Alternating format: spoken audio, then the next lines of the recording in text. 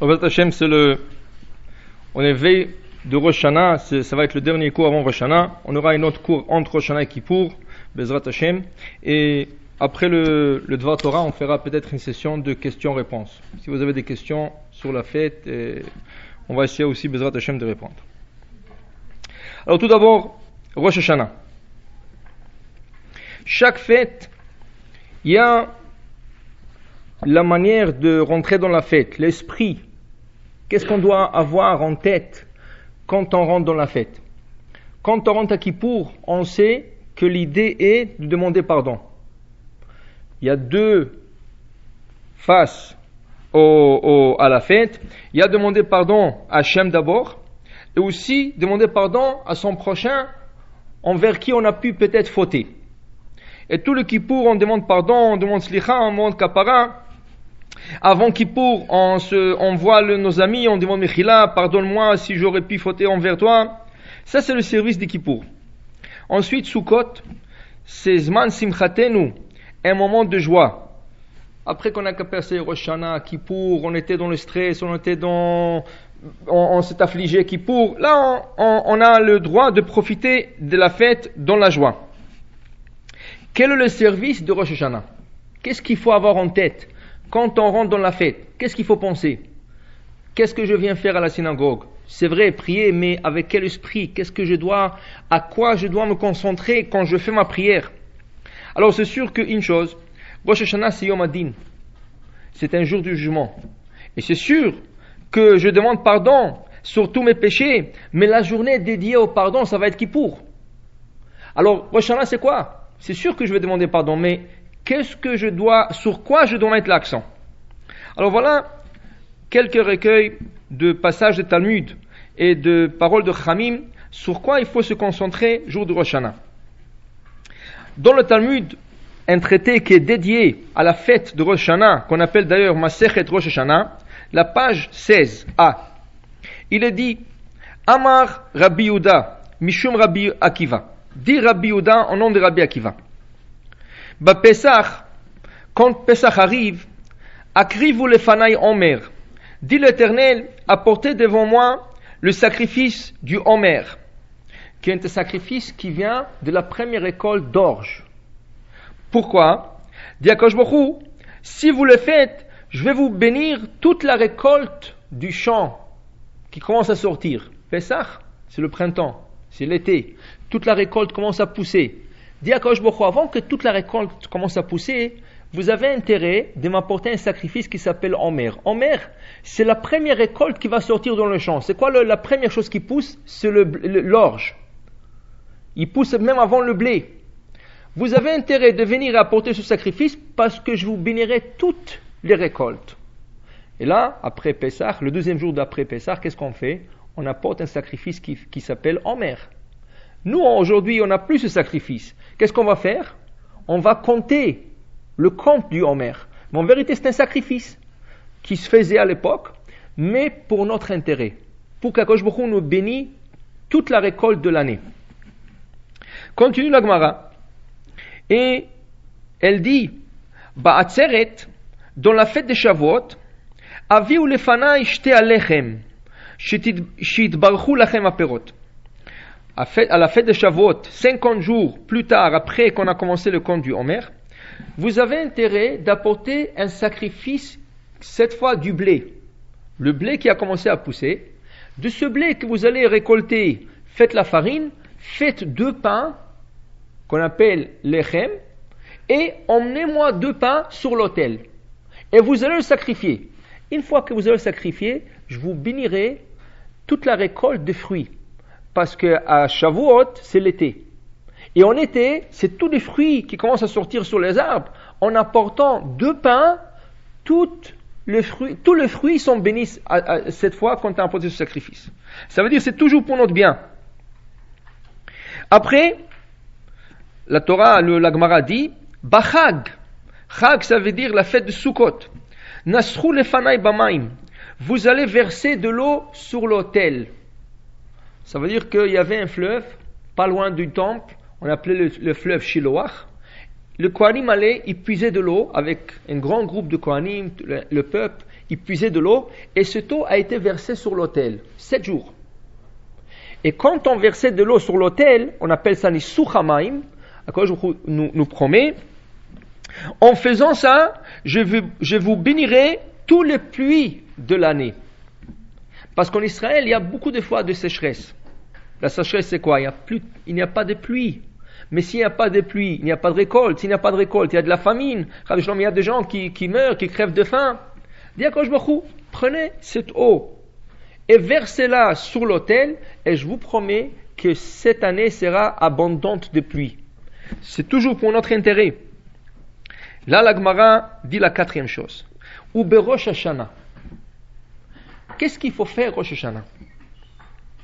Dit la Gemara, Imru lefanai, dites devant moi, Malchuyot, Zichronot, Shofarot, Kedeh shetamlichuni alechem. Dites devant moi deux versets qui parlent du règne d'Akadosh Baruch Hu, qu'Akadosh Baruch Hu c'est notre roi, votre roi. Dites devant moi Zichronot, deux versets qui parlent de rappel, qu'Akadosh Baruch Hu se rappelle de nous. Dites devant moi Shofarot, des versets qui parlent du son du shofar. Dans la Torah, il y a des versets qui parlent sonner le shofar, faites passer le son du shofar. Prenez ce verset-là, faites de passage de prière, dites-le le jour de Rosh Hashanah, et en le disant, vous allez me faire régner sur vous. Ça, c'est la Gemara. Maintenant, on va comprendre le début et la fin. Le début, c'est quoi? De la fête de Pessah. Vous allez emmener le Homer, le sacrifice de Homer, pour votre intérêt. C'est quoi votre intérêt? Que je vous bénis toute la récolte d'orge et blé. Ça, on comprend. Shavuot, 50 jours plus tard, apportez-moi un sacrifice de 2 pains qui vient de la nouvelle récolte de blé. Pourquoi? Je bénirai tous les fruits du champ. On comprend, c'est notre intérêt. Sukkot, versez de l'eau sur l'autel. Pourquoi? Ainsi que je vais bénir le puits. C'est votre intérêt. C'est compréhensible. Mais que veut dire? Dites devant moi des versets qui comprennent Malchuyot, qui parlent du royaume et de la reine d'Akadosh Baruch Hu sur l'âme Israël. Dites devant moi des versets qui parlent de Shofarot, quand on parle du shofar dans la Torah. Dites devant moi dans la prière, dites-le. Et Zichronot, de rappel, que je me rappellerai de vous, et le souvenir de l'âme Israël. Vous le dites dans la prière. Quel intérêt? Kedeh shetamlichuni alechem, afin que je devienne votre roi. Où est l'intérêt? Où est l'intérêt? Je comprends s'il y a une récolte abondante, ça c'est un intérêt. Je comprends s'il y a le fruit en abondance, ça c'est un intérêt. Je comprends s'il y a de la pluie en abondance, ça c'est un intérêt. Mais qu'Akadosh Baruch Hu règne sur nous, c'est quoi notre profit de ça? Comment on profite de ça? Ça veut dire que la Gemara est en train de glisser en passage, de la même manière que vous profitez des récoltes et des fruits et des pluies, c'est ça, matériel, vous allez profiter au Rosh Hashanah si vous faites régner Akadosh Baruch Hu sur vous. Si on proclame qu'Akadosh Baruch Hu c'est notre roi, c'est ça le service de Rosh Hashanah. Et c'est comme ça qu'on peut gagner, entre guillemets, cette journée contre nos accusateurs célestes. Dans le ciel, il y a des accusateurs. Ils attendent toute l'année. Ils attendent toute une année pour parler de nous. D'ailleurs, c'est la raison pourquoi on n'a pas béni ce Shabbat dernier, le mois de Tishrei. Le Shabbat qui précède Rosh Chodesh, que Rosh Chodesh soit un dimanche, un lundi, un mardi, toujours le Shabbat qui précède ce Rosh Chodesh, on annonce Rosh Chodesh Shabbat pour tout le Kahal, et on leur dit, sachez que Bezrat Hashem, Rosh Chodesh, ça va être un jour ou 2 jours. Ça va être un lundi, un mardi, un mercredi, un jeudi. Ça va être peut-être mardi, jeudi. C'est pas important. Mais le Shabbat, avant Tishrei, on ne bénit pas le mois. On n'annonce pas le mois. Et la Torah nous dit de le faire. Tik'u b'chodesh shofar. Sonnez le shofar le jour de Rosh Chodesh. Ba'keseh leyom chagenu. Mais vous allez camoufler, vous allez cacher la fête. Quelle fête? De Rosh Chodesh. Quelle est la seule fête qui tombe Rosh Chodesh? Rosh Hashanah. La plupart de nos fêtes tombent le 15 du mois. Pesach, le 15 Nissan. Sukkot, le 15 Tishrei. Purim, le 14 Adar. C'est ça? Toutes les fêtes, vous allez voir, elles sont presque au milieu du mois. La seule qui tombe Rosh Chodesh, c'est Rosh Hashanah. C'est Rosh Hashanah et Rosh Chodesh en même temps. Mais nous, on n'a pas intérêt de l'annoncer. Pourquoi? Parce qu'on ne veut pas que le Satan le sache. On ne veut pas que le Satan, il va dire, ah, c'est Rosh Chodesh, ça veut dire c'est Rosh Chodesh Tishrei, c'est Rosh Hashanah. C'est ma journée. C'est là où je vais venir accuser chaque individu sur tous les péchés qu'il a fait durant toute l'année. Et vous allez dire, ce Yetzirah, ce Satan, quel âge il a? 5770 ans. Et Bezrat Hashem cette année, 5771 ans. Il est si vieux, quoi, il n'a pas appris depuis que c'est Rosh Hashanah. Il a passé tellement de Rosh Hashanah, il ne sait pas que c'est Rosh Hashanah? Non. Mais il y a une chose. La Torah dit, la Gemara dans Masechet Sukkah, elle dit que Ve'haya bayomahu itaka beshofar gadol. Et il sera, dans ce jour-là, on va sonner le grand chauffard. Quel est ce chauffard dont on parle? C'est le chauffard de la venue du Mashiach. 3 jours avant que le Mashiach, le vrai Messie, se présente dans le monde, 3 jours avant, Eliyahu Hanavi, il monte sur une montagne en Israël qui s'appelle le mont Tavor, et il sent le chauffard pour 3 jours. Et il annonce, dans 3 jours, Mashiach il vient. Le lendemain, dans 2 jours, Mashiach viendra. Le lendemain, dans 1 jour, demain Mashiach viendra, et là le Mashiach vient. Il vient après une annonce de 3 jours. Quand Mashiach va venir, c'est écrit dans le Talmud, Akadosh Baruch Hu ramassera tous les Juifs, de partout, de tous les 4 coins du monde. Et qu'est-ce qu'il fera devant tout le monde? Il va prendre cet ange qui s'appelle le Yetzirah. On a parlé déjà dans un de nos cours, il a 3 chapeaux. C'est un ange avec 3 chapeaux. Il s'appelle le mauvais penchant, Yetzirah.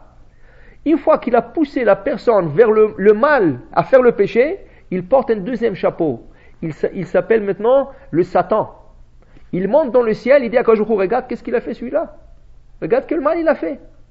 Une fois que le mal a été accusé dans le ciel, 2 fois, Chaz v'Shalom, une personne, Rosh Hashanah, peut décréter à mort. Là, il porte son 3e chapeau, l'ange de la mort. Et c'est lui qui vient enlever l'âme de cette personne. Alors, c'est un ange à 3 chapeaux. Après que Mashiach va venir, il aura terminé sa mission sur terre. Il n'aura plus de mission. Parce que quand Mashiach va venir, ça va être que le bien sur terre. Que le bon. Il n'y aura plus de mal. On vivra que dans le bien. Comme Adam et Ève ont vécu dans le jardin d'Éden avant la faute. Là, qu'est-ce qu'il va faire? Il va prendre le Satan et il va l'égorger devant tout le monde. La Gemara dit, tout le monde, sans exception, se mettront à pleurer. Mais qu'est-ce que tu as à pleurer? C'est celui qui t'a fait du mal. La Gemara dit, le tzadikim, ils vont pleurer. Pourquoi? Parce que les Yetzirah, ils vont le voir comme une grande montagne. Une montagne immense. Très très grande de taille. Ils vont le voir un ange immense de taille. Et ils vont pleurer, ils vont dire, dans notre vie, on a eu faire la guerre contre lui. C'est lui qui a essayé de nous faire tomber dans le péché. Et on a réussi. Ils vont pleurer de joie. Mais ils vont pleurer. Le mécréant. Et ils vont pleurer aussi. Pourquoi? À eux, le Satan va paraître comme la taille d'un cheveu. Rien du tout. Ils vont voir un petit ange à la taille d'un cheveu fin, petit, maigre, rien du tout. Ils vont pleurer, ils vont dire, mais est-ce qu'on a écouté celui-là? C'est celui qui nous a fait pécher. On n'aurait pas pu se mettre contre lui. Ils vont pleurer de tristesse. Pourquoi ils ne sont pas mis contre lui? Mais à la fin, c'est quoi? Akadosh Baruch Hu prendra cet ange, il va l'égorger devant tout le monde. Il n'y aura plus du mauvais penchant. Là, le Satan, il ne sait pas exactement ce qu'on Rosh Hashanah, mais il s'imagine plus ou moins la date. Même quand il comprend plus ou moins la date, qu'est-ce qu'on fait Rosh Hashanah? On sent le chauffard. Le bruit du chauffard est tellement fort parce que ça sort de toutes les synagogues, partout au monde. Quand ici, il fera nuit, en Israël déjà il fait jour. Il commence à sonner le chauffard. Quand là-bas il fera la nuit du 2e soir, ici il fera jour. Nous on sent le chauffard. Là de partout dans le monde il y a un son de chauffard. Vous pouvez vous imaginer le bruit. Si quelqu'un aurait pu se mettre en dehors de la planète et écouter le son de chauffard qui monte de toutes les synagogues, de toutes les communautés, de partout dans le monde, ça fait un grand bruit. Lui commence à trembler. Il se dit, est-ce que c'est ça le grand chauffard d'Eliyahu Hanavi qui annonce la fin de temps? Est-ce que c'est ça la venue du Mashiach dans 3 jours? Et ça veut dire que lui, il aura terminé sa mission. Il commence à trembler. Et puisqu'il commence à trembler, il se mélange. Alors malgré qu'il a un âge très avancé, 5770 ou 11 ou n'importe quel âge, quand il a calculé le mot de Rosh Hashanah, il entend le chauffard, il a plus peur et il ne vient plus nous accuser. Mais la Torah nous dit, quand même, vous allez cacher cette journée, n'annoncez pas Rosh Chodesh, ne dites pas que c'est Rosh Chodesh, pour que lui n'aura pas la date exacte. Même s'il entendra le son de chauffard, c'est encore mieux qu'il ne le sache pas. Mais là, on comprend une chose. Rosh Hashanah, c'est un jour de Rosh Chodesh. C'est le début du mois. C'est le début d'une année. C'est le bilan de toute une année qui vient de passer. Comment on s'en sort dans le jour du jugement, devant Akadosh Baruch Hu, quand on va se mettre à Akadosh Baruch Hu? Et là, on dit dans la prière, Ki zocher kol hanishkachotata. Hachem, tu te rappelles de tout. Tout ce qu'on a dit, tout ce qu'on a fait, tout ce qu'on a pensé, tout ce qu'on aurait pensé de faire. Nous, on oublie. On oublie qu'est-ce qu'on a mangé hier ou avant-hier. Mais Akadosh Baruch Hu se rappelle de tout. Et on ne peut pas mentir. On ne peut pas dire on n'a pas fait, on a oui fait. Alors on a peur. Comment on peut s'en sortir de cette situation?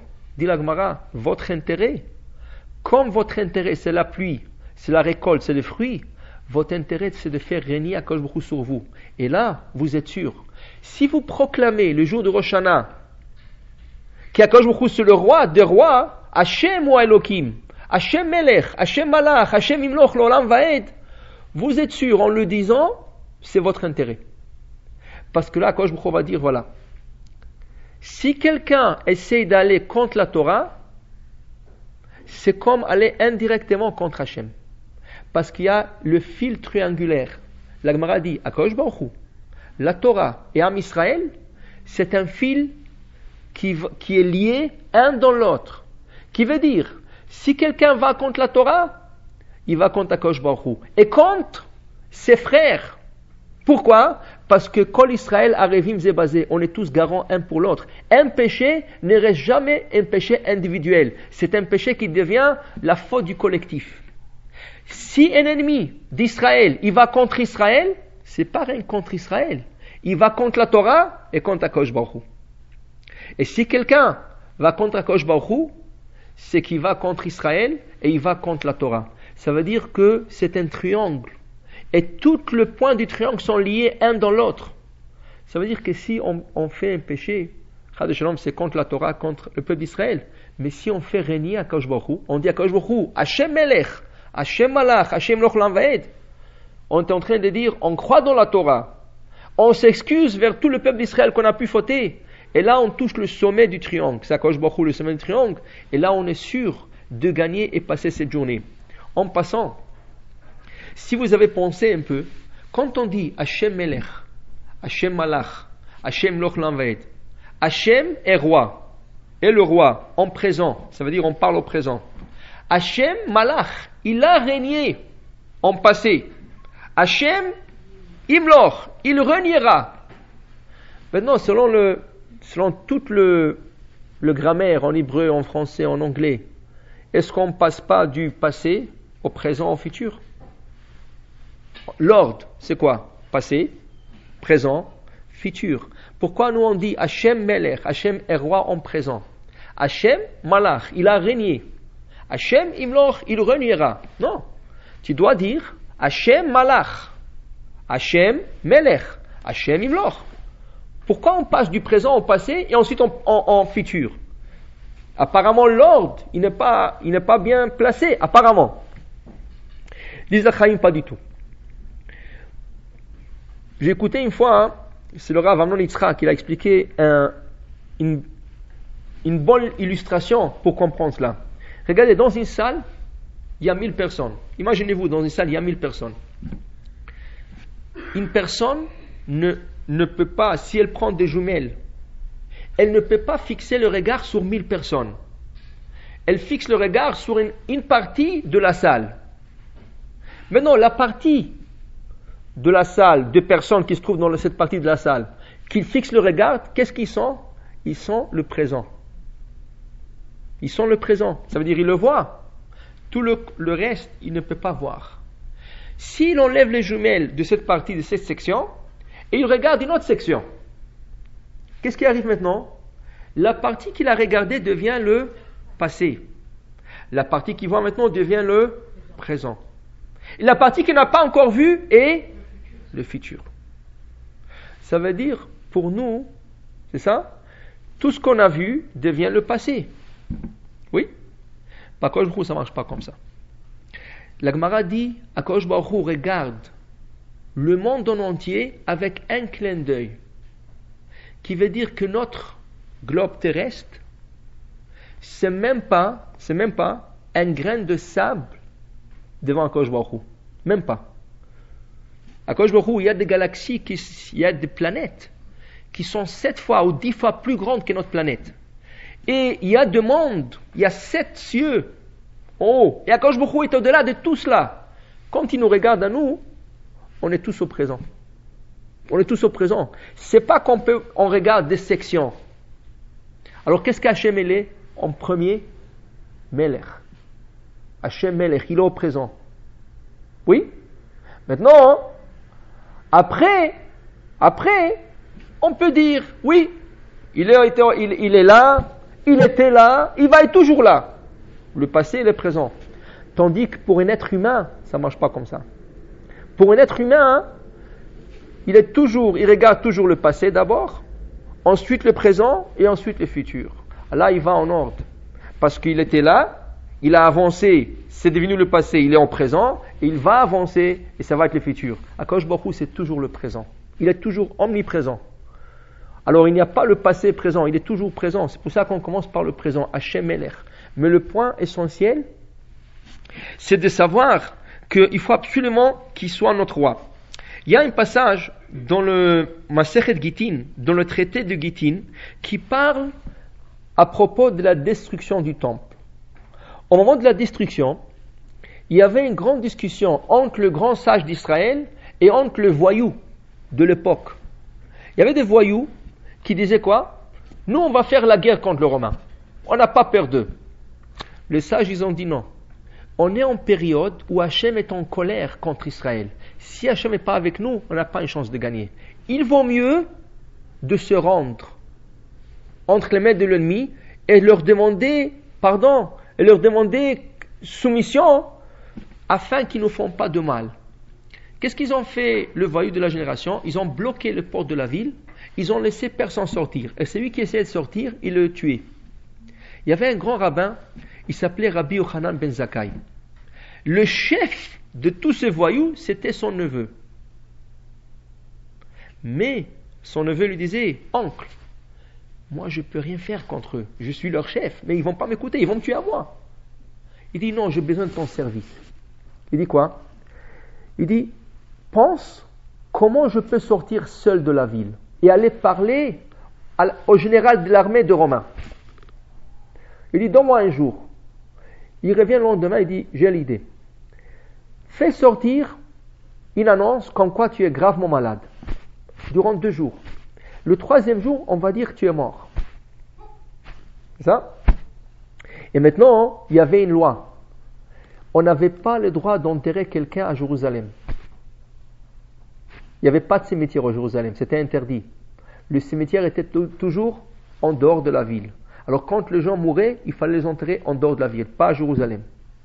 Une fois qu'on va annoncer que tu es mort, tu vas dire que ceux qui vont s'occuper des cercueils, c'est rien que tes proches élèves. Personne d'autre. Et là, ils vont sortir le cercueil. Une fois que tu es sorti avec le cercueil pour t'enterrer, soi-disant, là tu peux sortir librement et parler au général d'armée. Donc, ils l'ont fait. Ils ont annoncé qu'il est gravement malade. 2 jours, 3e jour, ils ont dit, ah, c'est dommage, il est mort. Il est décédé. Ils l'ont mis dans un cercueil et ils l'ont accompagné pour sortir de Jérusalem. Quand ils sont arrivés aux portes de Jérusalem pour le faire sortir, tout le voyou qui avait là, il dit, mais qui c'est qui nous dit qu'il est mort? Peut-être qu'il est vivant. Alors on va tester. Comment ils veulent tester? On va prendre un couteau, on va le taper, on va voir s'il est vivant. Alors le neveu, qui était le chef, il dit, mais vous êtes normal? Qu'est-ce qu'ils vont dire les Romains? Ils ont tué leur chef spirituel? Qu'est-ce qu'ils vont dire? Il est déjà mort, qu'est-ce que vous voulez le tuer? Alors ils vont dire que vous l'avez tué. C'est grave. Aux yeux de Goïm, ça va être grave.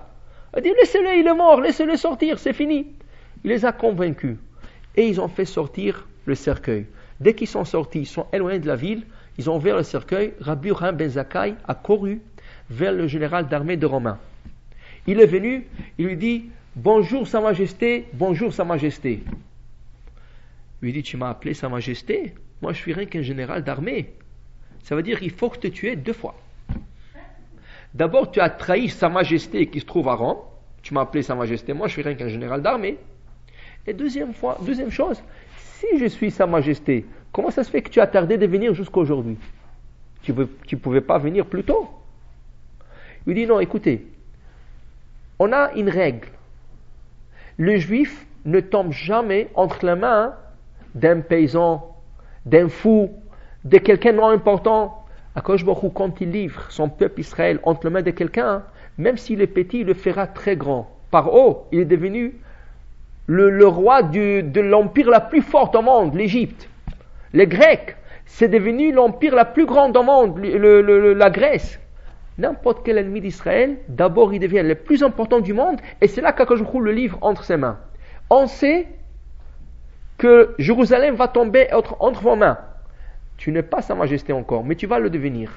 La Gemara dit, ils n'ont pas terminé encore de parler. Tout de suite, un courrier est venu de Rome en annonçant que l'empereur romain est mort et ce général d'armée il vient d'être nommé le nouveau. Il dit très bien. La deuxième question, si tu le savais, pourquoi tu as tardé? Pourquoi tu n'es pas venu plus tôt? Alors il lui dit, je vous donne un exemple, il lui dit, Sa Majesté, c'est comme un baril, et dans le baril il y a du miel, et il y a un serpent qui s'est mis sur le baril. On ne peut plus prendre le miel parce qu'il y a un serpent. Il dit, nous sommes le miel, on veut se soumettre à vous, mais on a des voyous qui nous l'ont pas laissé devenir. Alors eux ils sont comme le serpent. Alors il lui dit, mais dans ce cas, est-ce que le propriétaire va jamais profiter du miel? La chose à faire, c'est casser le baril, le miel va couler, et on va ramasser le miel, le serpent va s'en aller. En d'autres mots, Rashi explique dans son commentaire, pourquoi vous n'avez pas brûlé les murailles de Jérusalem?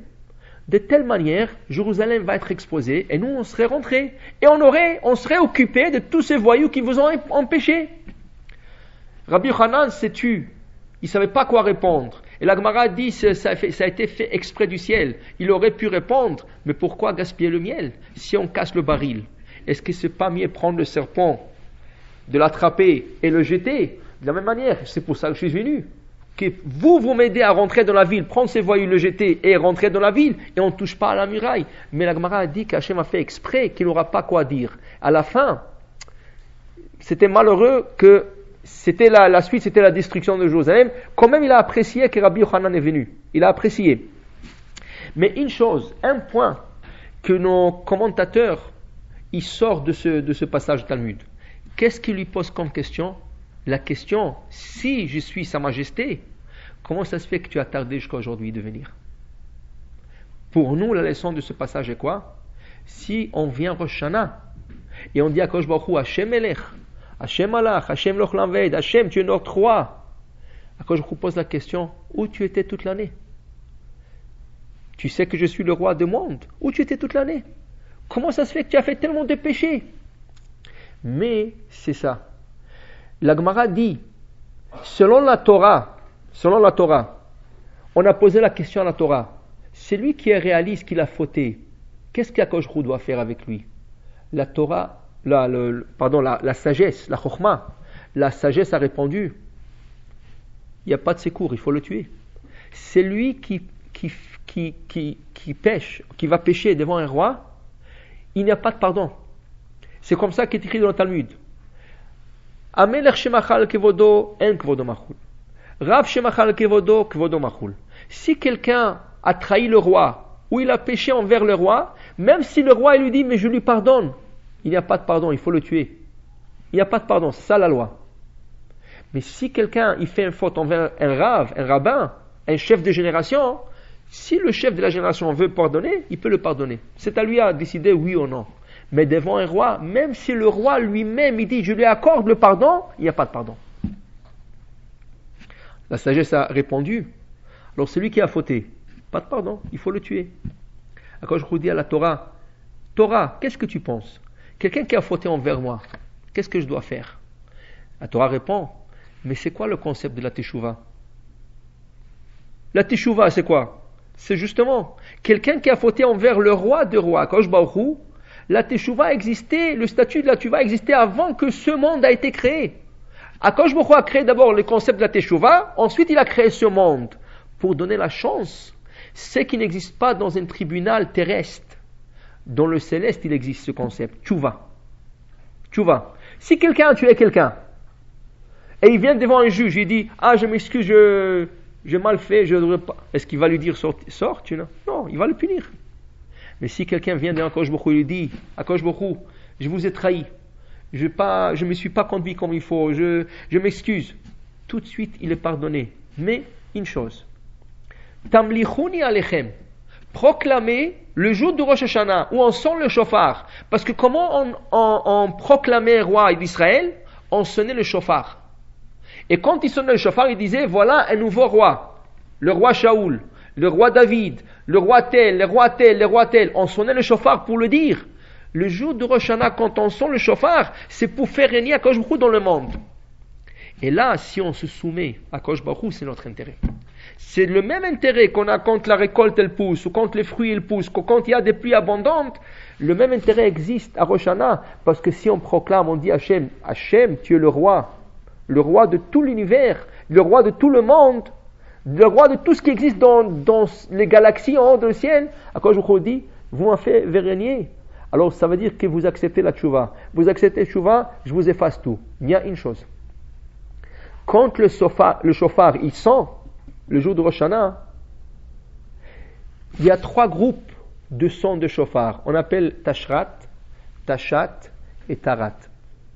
Ils sont 3 parce qu'il y a 3 graves péchés qu'Akadosh Baruch Hu ne pardonne pas. C'est le plus grave péché qui existe dans le judaïsme. C'est l'idolâtrie, l'adultère et le meurtre. Et c'est 3 graves péchés. L'idolâtrie, Avodah Zara, se prosterner devant l'idole, adorer une statue, quelque chose comme ça. Adultère, la débauche. Un homme, chas v'shalom, il va avec une femme mariée. Des choses comme ça. Et meurtre. Quelqu'un qui tue quelqu'un, c'est très grave. Alors on a 3 groupes de shofar. C'est écrit qu'il y a beaucoup de... Oui, il y a des circonstances, c'est ça, exactement. Mais ça, c'est les 3 graves péchés qui existent dans le judaïsme. Maintenant, à quoi je vous dis, même ceux-là peuvent être pardonnés. Au moment qu'on pense, à quoi je vous dis, tu es le roi des rois, je m'excuse, je fais une faute, c'est humain. Ça, c'est humain. Une chose, rien que pense que je suis le roi. Mais comment tu montres? Comment on montre à Akadosh Baruch Hu qu'il est le roi?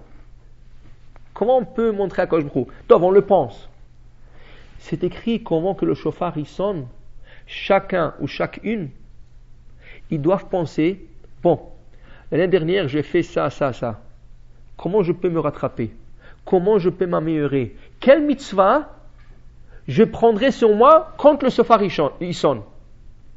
Et là, ça se pense pas sur une minute quand le shofar commence à sonner, parce qu'on peut pas regarder en arrière toute une année, on peut pas tout de suite penser ça. Il se peut qu'on pense sur quelque chose qui n'est pas, c'est ça?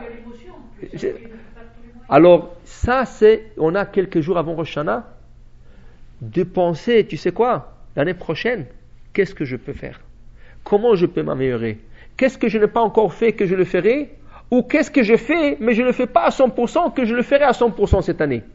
Et là, quand on dit Hashem Melech, Hashem Malach, Hashem Imloch, Hashem ou Elohim, Hashem Meloch al kol haolam kulo bichvodach, avec ton kavod que tu as, avec le respect et toute la gloire qui t'entoure, règne sur tout le monde en entier, moi je le ferai en prendant sur moi une mitzvah. Et là je le pense, je n'ai pas besoin de le dire. Je le pense, je le dirai aussi bli neder. parce qu'on ne sait pas les circonstances qui peuvent venir durant une année. On pense le faire, mais dans la tête, dans la pensée, ça sera pour le faire.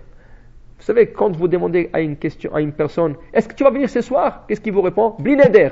Quand il dit ça, il va pas venir. Rien que le fait de dire blinéder, ça veut dire que c'est la porte de sortie. C'est ça? Mais nous, on va le dire, nous, on va le penser blinéder. Mais pas blinéder, porte de secours pour sortir. Non. Blinéder, on ne sait pas.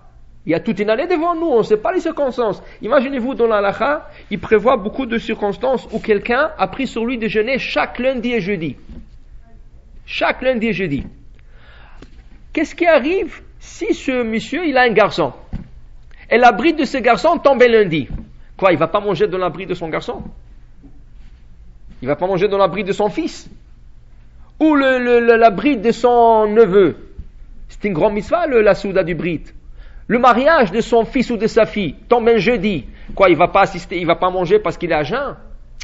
Alors ça veut dire qu'on ne sait pas qu'est-ce qui va venir au milieu de l'année. Mais on dit, moi je pense le faire. Blinéder seulement dans des cas extrêmes où je ne pourrai pas, je me laisserai la porte ouverte pour... Mais même ça, est-ce qu'il y aura une compensation à faire plus tard? Ça c'est plus tard, on verra dans l'année. Mais d'abord pensez, quand le chauffard il sonne, qu'est-ce qu'on peut prendre, comment on peut accepter la fête de Rosh Hashanah pour que vraiment on fait régner à Kadosh Baruch Hu et lui montrer vraiment qu'on est sérieux dans notre décision. Alors voilà maintenant un exemple. Avec ça, je terminerai et après je vous donnerai le temps en question. Il y a un passage, le Moussaf de Rosh Hashanah. À Moussaf, il y a un passage qu'on appelle Untane Tokef.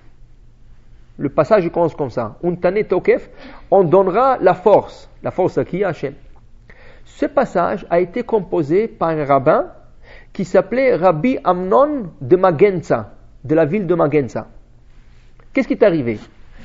C'était un grand érudit qui était un ministre en Espagne. Il était très proche du roi. Vous savez, là-bas, ils étaient toujours taquinés par l'église, par les curés, par toutes sortes de questions. Et toujours le roi, tout l'entourage essayait de le convaincre. Pourquoi tu ne manges pas avec nous le repas qui est servi? C'est pas cachère, je peux pas, je suis juif, je n'ai pas le droit, je peux manger des fruits, je ne peux pas manger tout ce que vous mangez vous. Mais non, mais la religion juive, ça a changé depuis que l'autre il est venu. Toujours, c'était le sujet de la discussion à table. Un jour, ils ont mis vraiment de la pression sur lui. Il dit, écoute, il faut avec toute sa sagesse, l'église va profiter de toi, on va te faire un des plus grands ministres, on va montrer un exemple comme toi, tu te convertis, n'importe qui d'autre. Ils ont mis la pression. Si vous voulez, il ne pouvait plus supporter, rien que pour le repousser et sans sortir de la situation, il leur a dit, donnez-moi 3 jours d'y penser. Alors il lui a accordé 3 jours. Mais quand il est revenu à la maison, il dit, mais qu'est-ce que je dis? Si tu dis, donnez-moi 3 jours, ça veut dire que je donne la moindre de pensée. Ça veut dire que je donne l'importance. Comment je puis dire, Bechlal, que j'y penserai? C'est impensable. Tu peux même pas dire, donnez-moi 3 jours de pensée. Quelle pensée? Il n'y a rien à penser. Il a regretté. Tout de suite, il a pris sur lui, quoi qu'il arrive, il n'ira pas à la rencontre dans 3 jours. Ils sont venus le chercher, il a dit non, moi je ne bouge pas de la maison. Donc, ils l'ont ramassé, ils l'ont pris. Il est venu devant le roi, il lui dit, pourquoi tu ne voulais pas venir? Est-ce que tu n'as pas dit tu viendras dans 3 jours? Il lui dit, écoutez, j'ai regretté. Mais vous savez quoi? Je vous donne une idée. La langue, ça veut dire il parle de sa langue à lui, qui vous a dit qu'elle viendra en 3 jours, il faut la couper.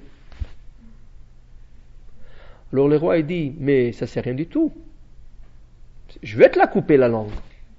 Mais en plus de ça, des autres choses. Alors il dit, je te donne une dernière chance, tu veux te convertir ou pas? Il dit non. Il a donné ordre de lui couper les 2 mains. Deuxième chance, il a dit, tu veux te convertir ou non? Il dit non. Il dit, coupez-le les 2 pieds. Et il a fait souffrir et tout. À la fin, il a dit, non, laissez-lui la langue. Pas besoin. Après tout ce qu'il a souffert, laissez-lui la langue. Donc, il a renvoyé chez lui. La première chose qu'il a demandé, il a demandé qu'on l'en transporte à la synagogue. C'était le jour de Rosh Hashanah. Ils l'ont emmené vers le Moussaf, ça veut dire la deuxième partie après Shachrit. Il a demandé s'il peut faire la prière.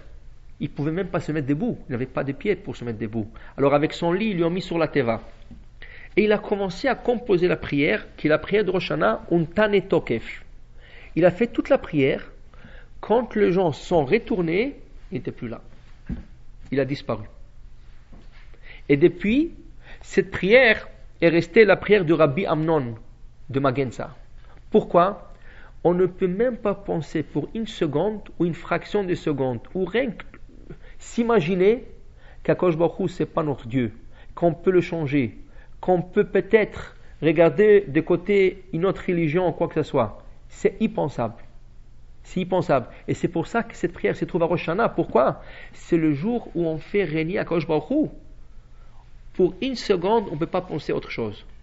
Toute notre concentration de la prière de Rosh Hashanah devrait être pourquoi je ne suis pas venu plus tôt durant l'année? Pourquoi je ne suis pas approché à Hachem plus tôt? Bon, c'est jamais tard, il y a le concept de la tchouva, mais de rien avant. Maintenant, je pense que c'est le roi du monde, Hachem Melech, Hachem Malach, Hachem Loch. Qu'est-ce que je pourrais faire pour la nouvelle année? Et on commence par une chose. Le Chafetz Chaim dit, il ne faut pas prendre trop de choses sur soi. Il ne faut pas prendre trop. Ça et ça et ça et ça. À la fin, vous ne ferez rien. Il faut prendre une chose à la fois. C'est avec une chose à la fois qu'on peut monter les échelons de l'échelle. Mais si quelqu'un essaye de sauter sur l'échelle, il risque de tomber. Alors toujours on monte doucement. Et Rosh Hashanah, en mode de shofar, il y a 2 jours. Il y a le premier jour et le deuxième jour. On peut toujours prendre 2 choses sur nous. Le premier et le deuxième. Ça peut être la même chose, plus fort. Mais tout ça, ça doit se penser avant Rosh Hashanah. Arrivé Rosh Hashanah, on est confus, on a peur, on ne sait pas, on est concentré dans la prière, on ne sera pas prêt. Avant Rosh Hashanah, je pense, qu'est-ce que je peux faire? Et quand le shofar y sonne, c'est là le moment de le penser. Et Bezrat Hashem, après Rosh Hashanah, aussi de l'appliquer. On aura 10 jours entre Rosh Hashanah et Kippour, qu'on appelle les 10 jours de pénitence. Et là, dans le Shulchan Aruch, ils nous disent que c'est là l'épreuve. C'est quoi l'épreuve? L'épreuve est, durant ces 10 jours, on va faire attention aux petits détails. Des choses que durant l'année, il y a des portes de secours qu'on n'a pas besoin d'appliquer. Par exemple, Pat Israël. On a parlé de ça dans un des cours. Le Shulchan Aruch dit, durant le 10 jours de pénitence, tu n'achètes pas du pain qui n'est pas cuit par un juif. Ou au moins que le pain, le four a été allumé pour le juif, même si le goy il a rentré dans le four, mais un juif il a allumé le feu. Ça c'est Pat Israël. Que durant l'année, si tu es mal pris, et tu te trouves à Rome, tu te trouves en France, et là-bas il y a de bakeries qui sont que goy, toute la manipulation du pain c'est que par des goyim, mais on sait que ce type de pain, par exemple la baguette, c'est que de l'eau et de la farine. Il n'y a rien autre, que de l'eau et de la farine. Bon, les ingrédients qui sont cachers. On est sûr aussi que le plateau sur lequel ils posent le pain, ils n'ont pas mis un spray ou une huile pour que le pain ne se colle pas au plateau, ça qui rentre dans le four. On est sûr que ça aussi, il n'y a pas de graisse qui n'est pas cachère. Ça, c'est du pain qu'on appelle pas de paltar. Celui qui est mal pris, il peut le manger durant l'année, pas durant les 10 jours de pénitence. Durant les 10 jours de pénitence, quand je vous dis, là, je fais attention aux détails. Si vous êtes sincère, vous allez faire attention aux plus petits détails de la halakha, et là, je verrai si vraiment Rosh Hashanah, vous étiez sincère. Et là, c'est le 10 jours de pénitence entre Rosh Hashanah et Kippour. Alors, Hachem, je vous laisse avec cette pensée. Vous avez 1 ou 2 jours encore avant Rosh Hashanah de penser qu'est-ce que c'est des choses qui sont très individuelles, très personnelles. Chacun ici à son niveau et à la manière qu'il vit, qu'est-ce qu'il peut améliorer, mais il faut penser pas des petites choses, des petites sucreries qu'on peut offrir à Kadosh Baruch Hu, bon je ferai ça, des choses sérieuses, Shabbat, Kasher, la pureté familiale, c'est des choses grandes parce que déjà vous prenez pas beaucoup, alors le peu qu'on prend, que ça soit des choses qui sont sérieuses, et même des choses qu'on fait déjà, on peut le prendre plus sérieusement. Parce qu'il y a des gens qui vont te dire, moi je fais tout, oui. Mais à quel niveau? À quel niveau? Là, tu peux t'améliorer et le faire mieux. Alors là, on a intérêt au Shana de s'améliorer et faire bien. Et quand je vous aussi, Hashem nous jugera pour le bien. Amen. Donc, comme